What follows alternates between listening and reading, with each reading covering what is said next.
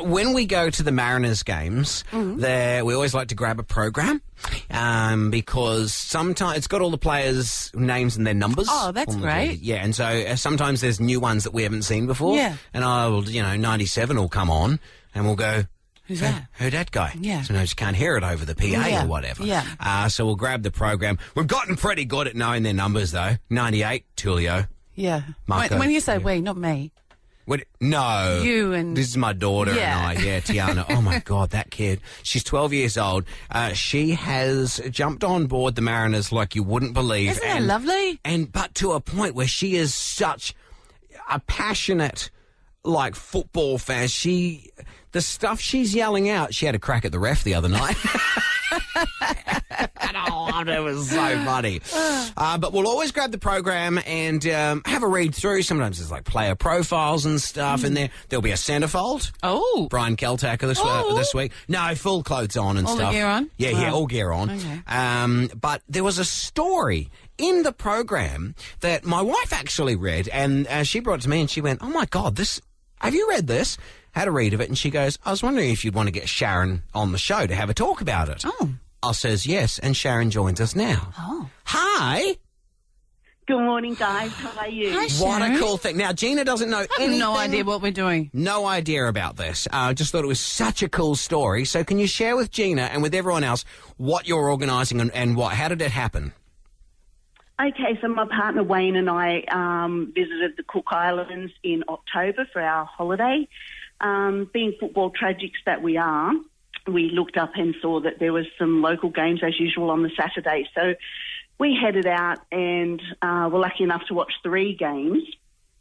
We spoke to local referees and we found that there was a little bit of a story happening here. We went and sat in the grandstand with one club and the under-15 boys played first.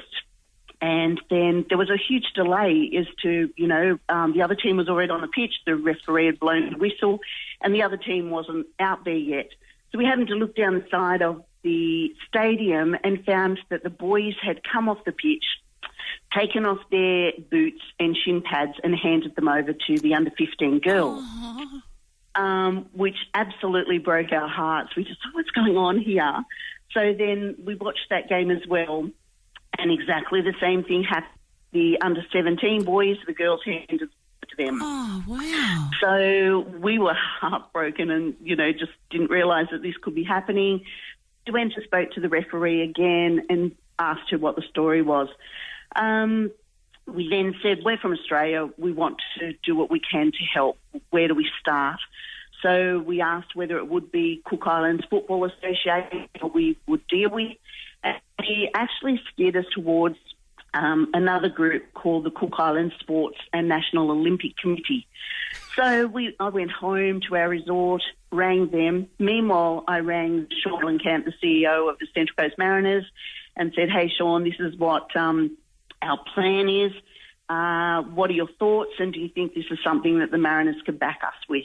So the immediate reply was, of course we will. Of course Mariners would be involved in something like this. So just because your phone's broken up a little bit in there. So in case you missed it, the players, the under-15s boys came off, gave their boots and shin guards to the girls, and then they gave them to the next team as well. Wow. So 3 games in a row where they wore the same boots and shin pads because they don't have the boots and shin guards. Yes, correct. Yeah. So it's not in their equation. They're fully equipped for their sports uniforms, but it's the personal side of things, that the parents struggle with.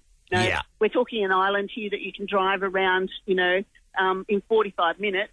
So there's actually, no Kmart there, of course. So right.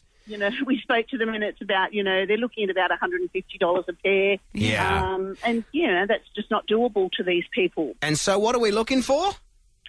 Well, at the moment we're looking for pre-loved boots and shin pads through us reaching out to the Central Coast football families as well. We found that some other people have been quite generous and bought new balls for us and cones and training bibs, which have been fantastic. As I said, they are right for their uniforms. Yeah. But it's just the personal side of things. Or to have your own boots. Oh, Yeah, they may have been worn and that's before, the but thing, they're your boots. But and when Jackie our son played soccer when he was little, and they only make one season in the pair of boots, and their feet grow. Totally. Even and at the age of like 15. Yeah, the boots are like new because they've had one season out of them, and then they have to get new ones. So what we're saying is, as we're heading up towards, towards winter and all the sports starting up again, if you've got boots sitting around at home that probably, if you're thinking of getting yourself some new boots anyway, your old ones, don't chuck them out. So where do you take them? Okay, we've got a few drop-off points, Gina. Wayne and I are on Dane Drive every Mariners home game. So we have been doing that for, quite a few matches now. I think we've been going since November. We will continue that through all of the A-League season. Mm-hmm. So then we have sent out emails now to all the local clubs, hence with registrations. Oh, you're going to coming get up. so many. Oh, I've got some. I've got some in our garage that are just like new, and I cleaned out the garage the other day, and I'm like, I can't throw these. They're like new. So how good. I'll tell you what, we'll get all the details from you, and we'll pop them up on our Facebook page, so then we don't have to run through all the places now. But if anyone's got any boots, we'll put the details on our Facebook page, and then they can organise getting them to you, and then they're going to be kitted out. And I guess, like you say, if anyone else wants to go further, if you want to buy them some soccer balls and cones and whatever, you'll feel good about doing it. Oh, Sharon, this is beautiful. What a great idea. Look, it just gives me a warm, fuzzy feeling, like everyone's going through tough times at the moment, but just, it overwhelms Wayne and I when we get, somebody come up to us at the stand and they've bought a bag full of brand new shin pads, which happened the other week. Oh, wow. From a beautiful elderly couple. Can you imagine when you guys, I don't know whether you're going to turn up with it or whatever, when they get this ginormous parcel, the clubs, the teams, as they open it all up and they get all the stuff to take home. Good on you, Sharon. Yay. Love it. Love it. I love that they put that in the program at the Mariners game as well, so more people find out about that. We'll put the story up on our Facebook page as well and hand all the details on to everybody. Thank you for doing it. That's really cool. Oh, thanks so much for your time, Rabbit and Gina. Really appreciate it.